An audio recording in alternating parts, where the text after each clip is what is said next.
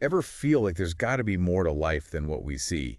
Like maybe there's this whole other level of reality we're just not tapping into. Oh, absolutely. That's a question that's been driving philosophers and mystics for centuries. And that search, that yearning to connect with something bigger, well, that's exactly what we're diving into today. We're going deep into Neoplatonism. Neoplatonism, a system of thought that's had a pretty massive impact From the early days of Christianity, to Islamic philosophy the Renaissance, and even psychology today. it's pretty amazing how it's woven its way through history. And you know what I find fascinating is it all started with this one big idea. The one. The one. The one, the source of everything, the ultimate reality. Okay, so right off the bat, we're dealing with some seriously big concepts. I mean, we're talking about the foundation of existence itself. Right. And it's not like the one is some guy sitting on a cloud. No, no, no. It's beyond our normal ways of thinking, like way beyond.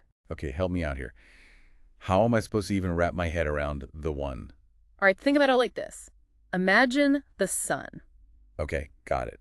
Big ball of fire in the sky, Now, think about how the sun's light and warmth radiates outwards. giving life to everything it touches. Exactly. That's kind of like the one. It's the source of everything, constantly emanating outwards, creating all of reality. So the one is like this ultimate energy source, the root of everything.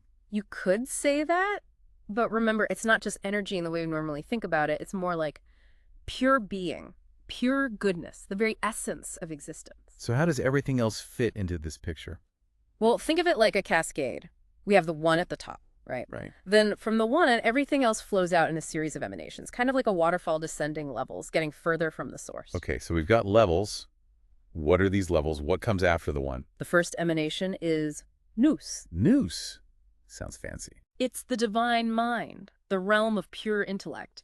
You could think of it as the place where all the perfect ideas or forms exist. Oh, like Plato's forms. The perfect blueprint for a tree, a chair, a cheap. Exactly. Every concept, every ideal exists perfectly in Nous. Wow. So if the one is the sun, then Nous is like the architect's studio, where all the designs for the universe are kept. Love that analogy. Then, as we keep going down this cosmic waterfall, we reach the level of Psyche. Psyche, which means Oh. soul, right? Right. This is the realm of individual souls. Where we come in. Exactly. Psyche acts as this bridge between the divine world of the one in Nous and the material world that we experience. It's fascinating. So you're saying our souls originally came from this higher realm, this psyche, and then what we kind of got lost down here in the material world. Well, not exactly lost, but separated, maybe? You see, Neoplatonists believe that everything, including our souls, yearns to return to its source. Back to the one. Kind of like a homing beacon. Exactly. It's this innate desire to reunite with the ultimate source of goodness and perfection. And this journey back to the one is what they call spiritual ascent. Okay, spiritual ascent. So how do we actually make that climb? Is there like a step-by-step guide? Well, Plotinus, one of the main Neoplatonist thinkers, outlined a three-stage process for this ascent. A three-stage process. All right, let's hear it. The first stage is all about ethical purification. Ethical purification. So basically, being a good person. It's about living a virtuous life, for Yeah. sure. But it's also about detaching from material desires and worldly distractions. It's about clearing out the clutter, both internally and externally, to make space for the divine. So let me get this straight. Huh. Are you saying only perfectly virtuous people can achieve union with the one? No, it's not about being perfect. It's about the continuous effort, the striving to become the best version of yourself. You know, have you ever had those moments where you just want to be a better person? Or those times you feel a deep sense of awe, like in nature? Oh, yeah, definitely. Those moments, those feelings, they're like little glimpses of that yearning for purification, for connection with something bigger than yourself. I like that. So what's the next step on this ladder? The second stage is philosophical contemplation.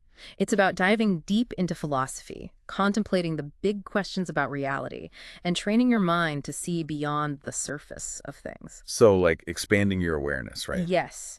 And through this deep contemplation, you start to perceive those perfect forms that exist in Nous, those blueprints of beauty, truth, and goodness. Wow, that's pretty intense. And then what's the final stage? What happens when we reach the top of the ladder? The ultimate goal is mystical union. It's that direct, intuitive connection with the one, a state of pure bliss and enlightenment. That sounds incredible. But it also makes me wonder, is Neoplatonism a religion or a philosophy? It's a great question. And honestly, it's kind of both. It borrows elements from religion and spirituality, but remains rooted in philosophical inquiry. It doesn't lay down strict doctrines, but it gives you a framework for understanding your place in the universe and guiding your spiritual growth. So it's more like a path, a journey, than a set of fixed beliefs. I think that's a great way to put it. And it's a path that's resonated with people across cultures and throughout history. Yeah, it's pretty amazing how far Neoplatonism has spread its influence. I Oh, mean, we're yeah. talking about everything from early Christianity Right. Early Christian thinkers like St. Augustine drew heavily on Neoplatonism to shape their ideas about God and the nature of reality. to Islamic philosophy. Thinkers like Al-Farabi in the Islamic Golden Age integrated Neoplatonic ideas into their philosophical systems, bridging the gap between faith and reason. And even the Renaissance, right? Absolutely. The Renaissance saw a huge revival of Neoplatonism, influencing artists, poets, and scholars alike. It shaped their views on beauty, love, and the pursuit of knowledge. It's like this thread running through history, connecting all these different thinkers and movements. And it didn't stop there. Even modern thinkers like Hegel and Jung were influenced by Neoplatonic ideas about unity, transcendence, and the human psyche. Wow.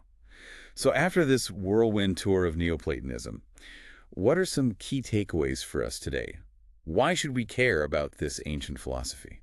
Neoplatonism offers us a profound way of seeing ourselves and the world.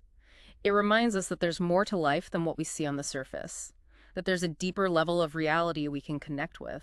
It's a call to look inward, to seek that connection with something greater than ourselves, that source of goodness and beauty. Exactly. It's about recognizing that we're not just physical beings, but also spiritual beings on a journey.